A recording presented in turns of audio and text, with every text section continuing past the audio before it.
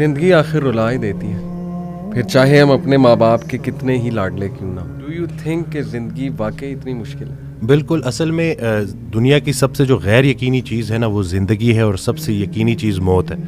تو زندگی میں نا وہ ارادے ٹوٹتے ہیں اور آہستہ آہستہ غم آتے ہیں، اور آپ کو پتہ چلتا ہے کہ ٹھہرنا مشکل ہی ہے، لیکن جو اللہ کے ساتھ رجوع کر لیتے ہیں ان کو یہ بات سمجھ لگتی ہے کہ جانا تو ہم نے ہے، لیکن جانے سے پہلے کچھ کام تو کرنے ہیں نا۔ تو وہ جو کام میں مصروف عمل، ابھی ہم بات کر رہے تھے کہ جو اللہ کے کام کر رہا ہے، جو مصروف ہے، تو پھر وہ ان چیزوں کو اپنے اوپر، اس غم کو اپنے اوپر حاوی نہیں ہونے دیتا۔ حضرت واصف رحمۃ اللہ ایک شعر پڑھا کرتے تھے کہ غم بھی گزشتنی ہے، خوشی بھی گزشتنی، کر غم کو اختیار کے گزرے تو غم نہ ہو۔ تو یعنی کہ غم کو قبول کرنا ہے، اس کو ریڈ کرنا ہے، اور اس میں نا بڑا لیسن ہے۔ صحیح بات۔ تو یہ اللہ تعالیٰ ہماری برداشت، سب سے بڑی قوت برداشت ہے۔ بالکل صحیح۔ تو ہماری یہ برداشت بڑھانے کے لیے اللہ تعالیٰ غم بھیجتا ہے، صحیح۔ اور آہستہ آہستہ صبر کے ذریعے، نماز کے ذریعے انسان جو ہے نا اس مشکل سے نکل آتا ہے، کیونکہ اللہ کا وعدہ ہے کہ ہر سختی کے ساتھ آسانی ہے، تو سختی کے بعد آسانی ہے۔ اور اکثر لوگ جو نا امید ہو جاتے ہیں نا، تو اللہ کی رحمت سے نا امید ہونا اصل میں اپنے مستقبل سے نا امید ہونا ہے۔ ایک آڈیو میں وہ بیان کر رہے تھے حضرت، تو انہوں نے کہا کہ پورا سرنڈر کرنا ہے، تو جواب آیا کہ حضرت اتنی کمزور صلاحیتوں کے ساتھ پورا سرنڈر کیسے کرو؟ تو انہوں نے کہا کہ تم پورا سرنڈر کرو، تمہاری صلاحیتیں بھی پوری ہو جائیں گی۔ سبحان اللہ۔ تو یہ ہے کہ جب آپ پورا سرنڈر کرتے ہو نا، یہ جو اپنی کارسازی نکالو گے تو کارساز کی کارسازی سمجھ آئے گی نا۔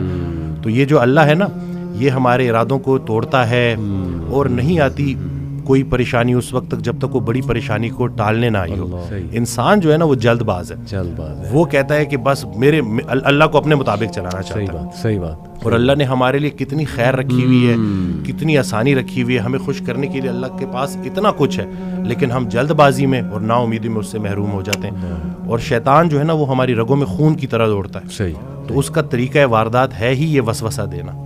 وسوسہ جو ہے نا وہ ایمان کی نفی ہے، اور یقین جو ہے نا وہ وسوسے کو نفی کرتا ہے۔ کیا بات۔ تو ہم نے یقین کو پختہ کرنا ہے، یقین نور ہے، شک اندھیرا ہے۔ تو اسی طرح سے یہ وسوسے کے اوپر سوال کیا گیا، تو حضرت کہتے ہیں کہ میرا اللہ پہ یقین بے گماں ہے جو علم بن گیا۔ تم بھی وہ یقین پیدا کر لو، تمہیں بھی علم مل جائے گا۔ اشفاق احمد صاحب کی بات سے آپ نے سٹارٹ کیا تھا، تو مجھے ایک واقعہ یاد آ گیا کہ ایک شخص ان کے پاس گیا اور کہا کہ اشفاق صاحب کوئی زندگی آسان کرنے کی ٹپ دے دیں۔ تو انہوں نے کہا میں تمہیں موت آسان کرنے کی ٹپ نہ دوں؟ تو کہتے ہیں چلے وہی دے دیں۔ کہتے ہیں اگر تم اپنی موت آسان کرنا چاہتے ہو تو جاؤ کسی کی زندگی آسان کر دو۔ اللہ۔ تو جو اللہ کا کام کرنے والے ہوتے ہیں وہ گلہ نہیں کرتے، وہ شکر کرتے ہیں اور لوگوں کے کام آتے ہیں۔ وہ سارے کام جو ہے نا وہ اللہ پہ نہیں ڈالنے، اللہ کے بہت سارے کام ہیں جو ہم نے کرنے ہیں۔ اور دوسرا یہ کہ خواہشات، یہ جو دنیاوی خواہشات ہیں، یہ جو فانی چیزوں کی محبت ہے، آپ کو جیتے جی فانی کر دیتی ہیں۔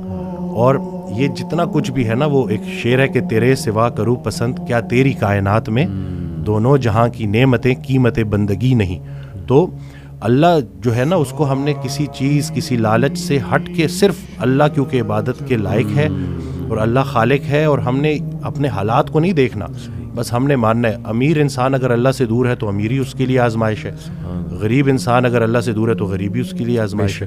بلکہ وہ ایک آڈیو میں ارشاد فرماتے ہیں کہ جو غریب ہے نا وہ بھی غنی ہو سکتا ہے، وہ غریب غنی ہے جس کی امیر کے مال پہ نظر نہیں ہے۔ تو اب وہ دیکھیں نا کہ کتنا آسان ہے ہمارے لیے نا، لیکن یہی ہے کہ اس کو پریکٹس کرنا، اور پھر یہی ہے کہ جو کامیابی کا ہم نے جو ایک معیار رکھ دیا ہے وہ صرف یہی ہے کہ بینک بیلنس اور یہی سب کچھ۔